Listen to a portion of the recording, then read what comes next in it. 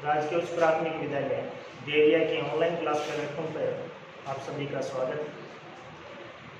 मैं सुरेश कुमार वर्मा आज आपको कक्षा 8 की प्रश्नावली संख्या 2.1 जो कि आपकी किताब के प्रश्न संख्या 27 पर दी गई है तो करना स्टार्ट करते हैं। और सभी बच्चे ध्यान से इसको देखें।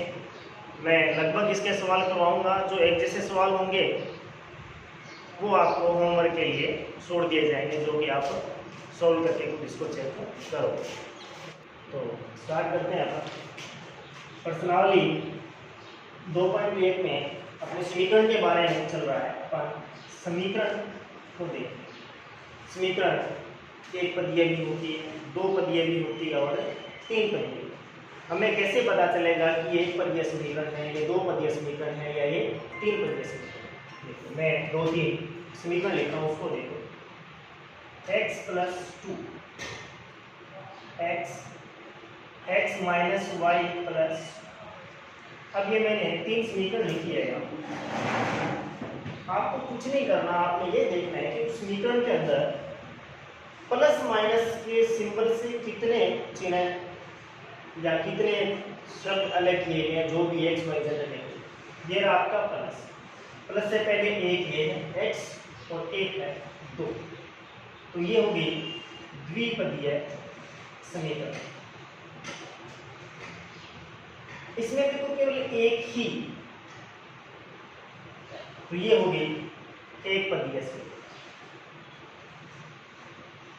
यदि मैं इसको आगे और बढ़ा के बोलूं तो चर और अचर दो शब्द होते हैं, उनको देखोगे चर और अचर। गणित में अपन शब्द या अंक शब्द यूज नहीं करके समीकरणों को जब हल करते हैं तो अपन दो शब्द काम में लेते हैं, चर और अचर। चर होता है जिसका मान बदल सकता है, जिसका मान बदल सकता है। और थोड़ा ये भी ध्यान दें कि अपन हिंदी के साथ साथ इन्हीं के अंग्रेजी शब्द भी काम में लेंगे। जैसे चर को बोलते हैं वेरिएबल और अचर को बोलते हैं कांस्टेंट। अचर का मतलब है जो कभी बदले ना,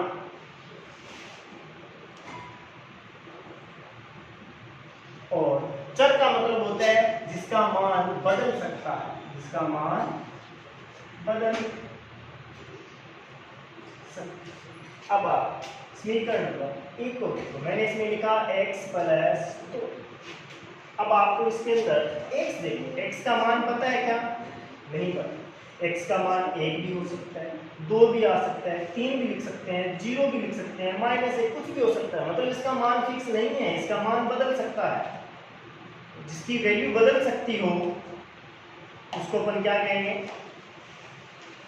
जिसका मान बदल सकता है, जिसका मान बदल सकता है उसको क्या बोलते हैं? चर। तो x क्या कहलाएंगे? चर कहलाएंगे। अब 2 को देखो, 2 तो हमेशा 2 ही होता है,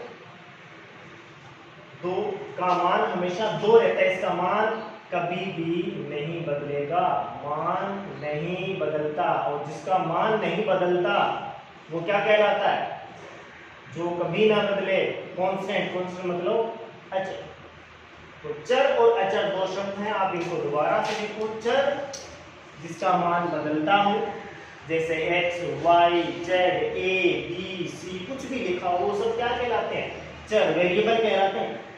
और जिसकी वैल्यू कभी बदलती नहीं हो, एक हमेशा एक ही रहेगा, 2 हमेशा 2 रहेगा, 0 हमेशा 0 रहेगा, -1 हमेशा -1 ही रहेगा। इसका मान कभी भी नहीं बदलता, जिसका मान नहीं बदले वो अचर। तो चर और अचर दो चीजें समझ में आई। अब वापिस अपनी समीकरण पे चलते हैं। तो समीकरण एक पदीय है या द्विपदीय है या त्रिपदीय है, उसको पहचानने का तरीका, जितने भी इसके अंदर चर और अचर दे रखे हैं, जो प्लस और माइनस से अलग हो रखे हैं, उनको जोड़ लो, वो उतने पदीय समीकरण। देखो प्लस के द्वारा एक x है और एक 2। x क्या है? चर राशि है, और ये क्या है? अचर। तो चर और अचर कितने हो गए? 1 और 1 2। ये द्विपदीय समीकरण। इसमें केवल एक x ही है, एक पदीय।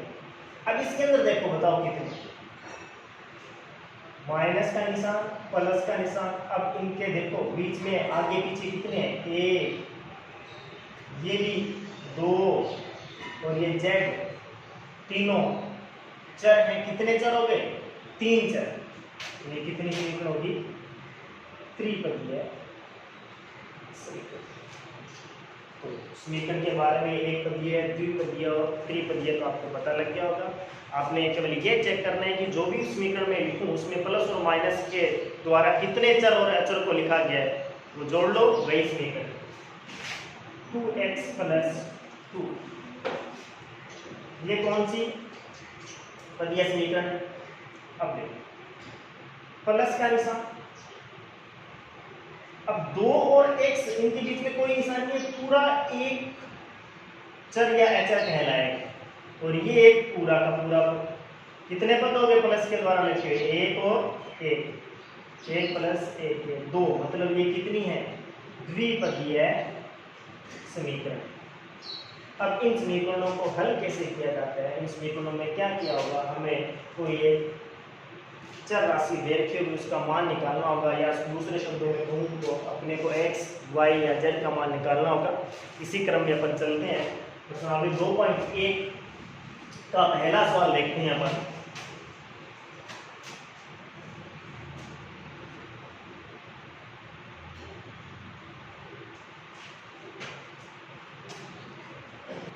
हाँ, मैंने बताया आपको अपने बुक के पेज नंबर 27 पे ये क्वेश्चन दे रखा है।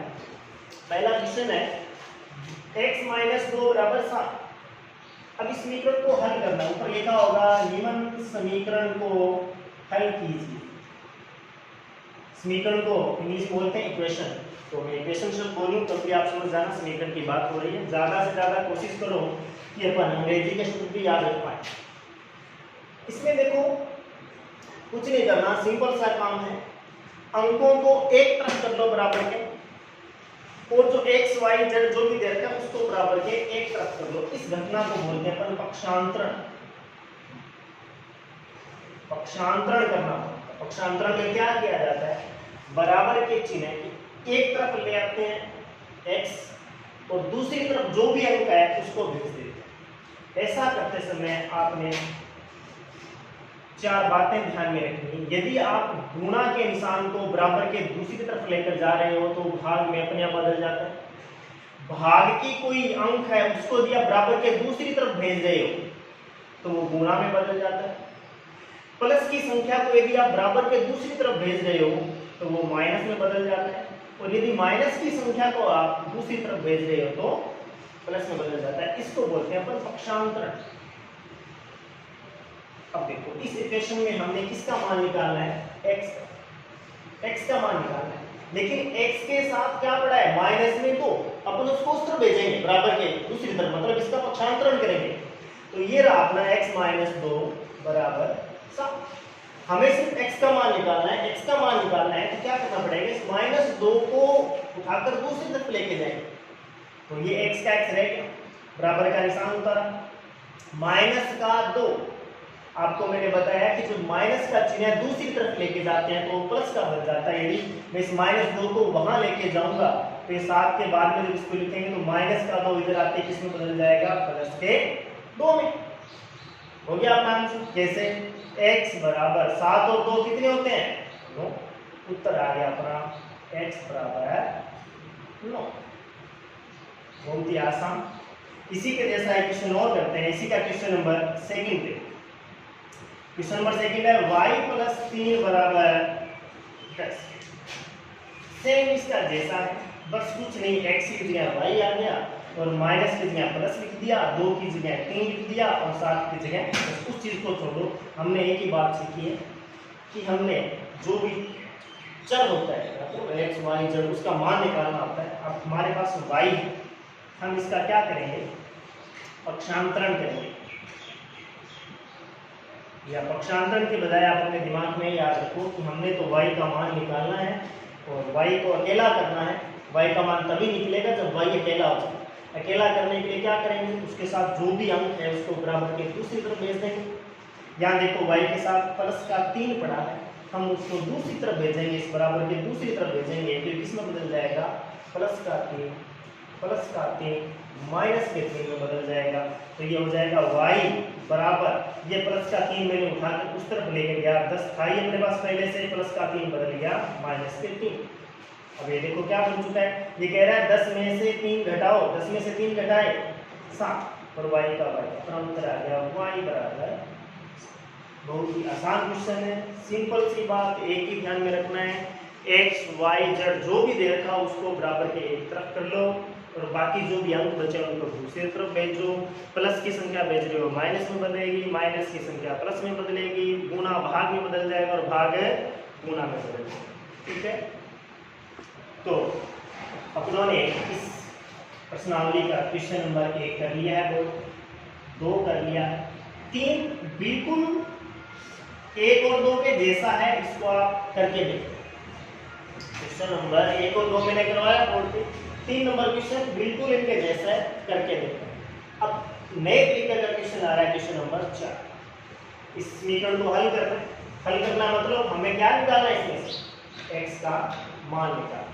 x का मान निकालना है तो मैंने आपको ये सिखाया है कि जब x का मान निकालना है तो x को बराबर के एक तरफ रखो और बाकी जो भी चीज है उसको दूसरी तरफ भेजो। यहाँ देखो x के साथ क्या पड़ा है, 3/7 पड़ा है। ये प्लस का है या माइनस का है? जब किसी संख्या के आगे कुछ नहीं लिखा हो इसका मतलब वो संख्या प्लस की है। देखो 3/7 के आगे कुछ नहीं लिखा, कुछ नहीं लिखा, इसका मतलब ये प्लस की है। अपन इसको ऐसे के ऐसे उठाकर इस तरफ लेके जाएंगे, बताओ किसमें बदल जाएंगे, ये माइनस। हम इसका कर रहे हैं पक्षांतरण, पक्षांतरण कर रहे हैं। तो पक्षांतरण में अपन क्या कर रहे हैं, x को एक पक्ष में रख देते हैं, दूसरे पक्ष में दूसरे रख देते हैं। तो ये रहा अपना x के साथ क्या पड़ा है, 3/7, किसका ये, प्लस का, कुछ नहीं लगा इसका मतलब प्लस का। उधर जाएगा तो किसमें बदल जाएगा, माइनस का। 17/7 पहले से अपना पढ़ा था बराबर के बाद, और ये 3/7 जब इधर आया तो किसका बन गया, माइनस। अब अपन ने क्या करना है, इसको हल करना। ये कक्षा 7 में आपने सीखा होगा कि जो परिमेय संख्याएं होती हैं, रेशनल नंबर जो होते हैं, उनको हल कैसे किया जाता है। नीचे 7 नीचे 7, इन दोनों का क्या लेंगे, लघुत्तम। वैसे लघुत्तम दोनों अंक एक जैसे होते हैं तो वही लघुत्तम आता है, इसका लघुत्तम क्या आ गया, 7। अब इस 7 कैसे भाग देंगे, 7 एकम 7, 7 एकम 7, एक आया, उस एक के ऊपर क्या करेंगे, गुणा। 17 एकम 17, माइनस का निशान माइनस, फिर इस 7 का इस 7 में भाग देंगे, 7 एकम 7, एक आया तो एक को 3 से गुणा करेंगे, 3 एकम 3। 17 में से 3 घटाए 14, बटा में क्या पड़ा 7। इधर अपना x चल रहा है, x बराबर, अब देखो ये कह रहा है कि 14 में 7 का भाग दो। 14 में 7 का भाग देते कितना था, 7 एकम 7, 7 गुने 14, इसका मतलब आ गया 2। अपना यहाँ x बराबर है। दोबारा देखो, इनको बोलते हैं परिमेय संख्या। आपके साधारण शब्दों में बोले जो बटा वाली संख्याएं होती है, एक बार सिंपल शब्द, हालांकि बटा वाली नहीं होती, इसकी परिभाषा कुछ अलग है। एक बार समझने के लिए अपन ये बोल देते हैं कि जो बटा वाली संख्याएं हैं उनको बोलते हैं परिमेय संख्या। परिमेय संख्या को घटा भी सकते हैं, उनको जोड़ भी सकते हैं, गुणा भी होता है, भाग भी होता है। ये सब चीजें आप लोगों ने 7वीं कक्षा में सीखी है, चलो भूल गए हैं तो फिर भी मैंने इसको करवाया कि जो नीचे जो संख्या है ये होता है अंश। ऊपर वाली संख्या क्या कहलाती है, अंश, और नीचे वाली संख्या क्या कहलाती है, हर। जो भी दो परिमेय संख्या उनके हर का लघुत्तम निकालते हैं, दोनों अंक एक जैसे हैं तो लघुत्तम भी वही आएगा 7। अब इस 7 में पहली संख्या का हर का भाग देंगे, 7 में 7 का भाग दिया 1, और वो 1 है वो किससे गुना हो जाएगा, 17 से। 17 एकम 17 लिख दिया। फिर मैंने इस 7 का इस 7 में भाग दिया, 7 एकम 7, 1 आया उस 1 को ऊपर 3 से गुना किया 3। अब ये बन गया 17 माइनस 3, 17 में से 3 घटाए 14, बटा में 7 था 7 पड़ा है। अब इसका मतलब क्या हुआ, 14 में 7 का भाग देना, 14 में 7 का भाग देते हैं, कितना उत्तर आता है 2। इधर अपना x पड़ा था, इसका मतलब अपना उत्तर आ गया x बराबर 2। आगे और क्वेश्चन करते हैं, क्वेश्चन नंबर 5। क्वेश्चन नंबर 5 है 6x बराबर 2। ये बिल्कुल आसान है। कैसे, इसमें भी हमें x का मान निकालना। x का मान कैसे निकलेगा, x को अलग कर लो, बाकी संख्या को दूसरी तरफ भेज दो। अब देखो x के साथ क्या पड़ा, 6। ये 6 x के साथ जुड़ा हुआ है, जोड़ में है, घटाव में है, किसमें, कोई सा भी निशान नहीं लगा। जब दो राशियों के बीच में कोई भी निशान नहीं होता, इसका मतलब वो आपस में गुणा हो रही है। मैं लिख दूं एक्स वाई, इसका मतलब है यहाँ एक्स और वाई के बीच में गुणा हो रहा है। मैं लिख दूं 2y, इन दोनों के बीच में कोई भी चिन्ह नहीं है, इसका मतलब वहां गुणा हो रहा है। 2y, इसका मतलब 2 गुणा में y। लिख दिया 4x, इसका मतलब क्या है, इनके बीच में कोई निशान नहीं है, निशान नहीं है, इसका मतलब ये गुणा है। 4 गुणा x। अब इसी पे आओ, देखो 6x, इसका मतलब क्या है, 6 के गुणा में क्या पड़ा है, x, बराबर का निशान 12। हमने क्या करना है, x का मान निकालना है, मतलब x को एक तरफ कर लो, मतलब इसका पक्षांतरण करेंगे। पक्षांतरण करेंगे तो देखो x के साथ कौन है, 6, कैसा है, गुणा में। जब गुणा की संख्या बराबर के दूसरे तरफ जाती है, किसमें बदल जाती है, भाग में। इसका मतलब इस 6 को जब अपन दूसरी तरफ लेके जाएंगे तो ये 12 के कहां चला जाएगा, भाग में, बटा में चला जाएगा। x बराबर क्या हो गया, 12/6। इसका मतलब 12 में किसका भाग देना, 6 का। जब 12 में 6 का भाग देते हैं, 6 का पढ़ा पढ़ो, 6 कम 6, 6 दूने 12, उत्तर कितना आ गया, 2। x बराबर 2। आसान सा क्वेश्चन था। इसके जैसे ही आगे क्वेश्चन है उनको आप करके देखना। x बराबर 2, उत्तर आया x बराबर 2। 12 में 6 का भाग दिया, 6 दूने 12, x का मान आ गया 2। चलो आगे क्वेश्चन नंबर 6 आप लोग करके देखो। तो अगला क्वेश्चन अपना क्वेश्चन नंबर 6 है। बस सब क्वेश्चन एक जैसे हैं, कहीं गुणा भाग में बदलेगा, कहीं भाग गुणा में बदलेगा, कहीं प्लस माइनस में बदलता है, कुछ नहीं। आप देखो इसमें किसका मान निकालना होता है, 10 पता है 10 होता है, 5 पता है 5 होता है, t का मान निकालना। तो t का मान निकालना है तो t को अलग कर, इसके साथ जो भी अंक है उसको बराबर के दूसरी तरफ भेज दो। अब ये देखो आप t के साथ क्या है, 5 है, वो इसके बटा में पड़ा है, मतलब इसके क्या पड़ा है, भाग में पड़ा है। तो इस 5 को अपन दूसरी तरफ भेजेंगे, अपने आप उत्तर निकल आएगा। और इस चीज को क्या बोलते हैं, पक्षांतरण। हम इसका पक्षांतरण करें। t के भाग में पड़ा है 5, भाग वाली संख्या को याद करो, जब बराबर के दूसरी तरफ भेजते हैं तो किसमें बदल जाती है, भाग वाली गुणा में। इसका मतलब t के भाग में जो 5 था, अपन इसको दूसरी तरफ लेके आएंगे, भाग की संख्या किसमें बदलेगी, गुणा में, मतलब ये 10 के साथ गुणा 5। अब आपको दिख रहा है कि 10 को 5 से गुणा करना है, 10 का पहाड़ा पढ़ो 5 तक, 10 5 है 50, तो अपना t बराबर आ गया 50। इसी तरीके के आगे और क्वेश्चन है, अपने 12-13 क्वेश्चन है, उनको आप करो, जो नहीं आए वो अपन कर लेंगे।